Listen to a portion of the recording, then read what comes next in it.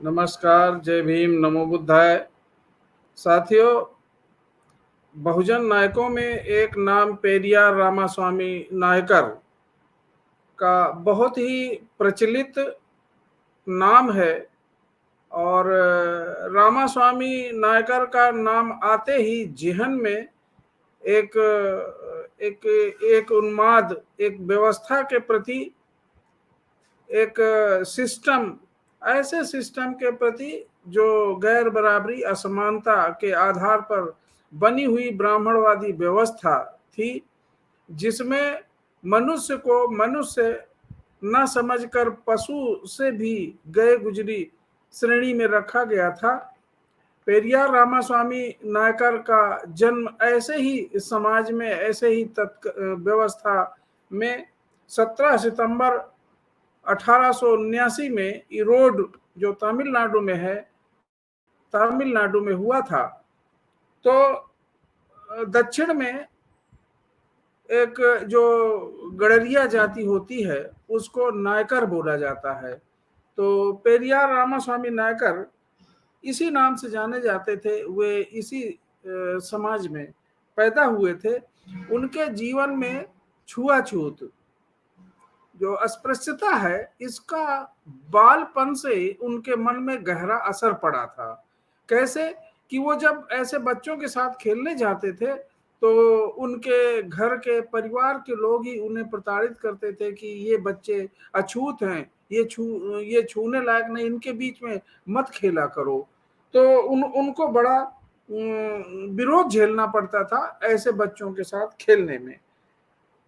तो ये उनके मन में शुरू से ही इस व्यवस्था के प्रति बड़ा विद्रोह पैदा हुआ था। वो एक बहुत गरीब परिवार से थे। उनके माता पिता मजदूरी करके उन्हें पाला पोसा और स्कूल भेजने का काम किया। तो स्कूल जाते थे, बहुत तीव्र कुशाग्र बुद्धि के थे और तरह तरह की उनमें कुछ जानने की, कुछ करने की चेष्टा, उनका जो मन है शुरू से ही बहुत ज्यादा व्याकुल रहता था। एक जो साधुओं का एक मंडली वहां से गुजर रही थी एक दिन, तो वो उनके साथ हो लिए और वो घूमते घामते वो बनारस पहुंचे। बनारस में बहुत दिन रहे और बनारस में रहने के बाद उनके मन में इस व्यवस्था, इस जो साधु या सन्यासी के नाम पे जो वहां पर आडंबर, भ्रष्टाचार, जो पाखंड व्याप्त था, उससे पूरी तरह से वो आहत हुए और वो सब छोड़ छाड़ के पूरा लात मार के उसको और वहां से निकल लिए। अपने तमिलनाडु पुनः आए। अपने घर के परिवार के लोगों के जो काम है वो उस काम में हाथ बटाया उन्होंने, और अपने घर का काम करते हुए उनका जो ज्यादा मन जो है समाज सुधार के कार्यों में ज्यादा लगता था। तो समाज सुधार के काम जो उस समय का तत्कालीन समाज, जो आडंबर, भ्रष्टाचार, जो रूढ़िवादिता और ब्राह्मणवाद की जो पाखंड में व्याप्त था, उसको दूर करने के लिए उसके खिलाफ उन्होंने समाज में लोगों को जागरूक करना शुरू कर दिया। तो उनका जो मन था वो शुरू से ही मूर्ति पूजा या ईश्वर या अनीश्वरवाद, उनका जो विचारधारा अनीश्वरवाद के खिलाफ थी, मूर्ति पूजा के खिलाफ थी, आडंबर या ये जो इस तरह के पाखंड थे उनके खिलाफ उनके विचार मन में पैदा हो गए और वो जगह जगह लोगों को इसके विरुद्ध उपदेश देकर लोगों को जागरूक करने लगे। जो उनका उक्ति है ईश्वर के विषय में या मूर्ति पूजा के विषय में, उनकी किताबों में जगह जगह ये मिल जाएगी। हर जगह उनका मानना था कि इस पृथ्वी, इस धरती पर ईश्वर नहीं है। जिसने ईश्वर का आविष्कार किया वो मूर्ख है, और जिसने ईश्वर का प्रचार किया वो दुष्ट है, और जिसने ईश्वर की पूजा की वो असभ्य है। लोगों को जबरदस्त उनके मन को उद्वेलित करते थे इस सिस्टम से दूर रहने के लिए। तो शुरू से ही उनके जो सामाजिक परिवेश मिला, जो उनके साथ भेदभाव उनके स्वयं के साथ हुआ, तो वो इस व्यवस्था को गहराई से देखा था, उनने महसूस किया था, और उनमें इस सिस्टम के विरोध में, मूर्ति पूजा के विरोध में, पाखंड के विरोध में, जो ईश्वर जो एक झूठी या कल्पना, एक कल्पना के आधार पर बनाई हुई व्यवस्था है, रची गई व्यवस्था है, वो मानव के ऊपर थोपी गई व्यवस्था है, तो उसको उन्होंने नकारा, और उसके प्रति शुरू से विद्रोह की भावना उनमें पैदा हो गई।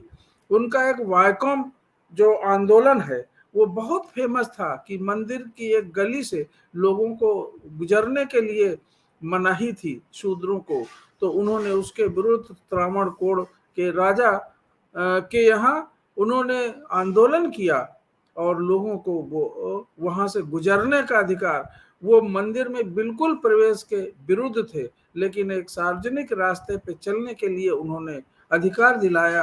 तो वायकॉम आंदोलन उनका बहुत प्रसिद्ध था। तो उन्होंने घोषणा की थी, उनका ये मानना था कि अगर भारत में जब तक ईश्वर का अस्तित्व रहेगा तब तक ये छुआछूत, ये अछूतपन, ये जारी रहेगा। तो उन्होंने सबसे पहले अटैक किया तो उसकी जड़, उसकी मूल में ईश्वर के प्रति ही उन्होंने अटैक किया। देवी देवताओं को तो उन्होंने नाम मात्र भी नाम नहीं लिया, ईश्वर पे ही अटैक किया।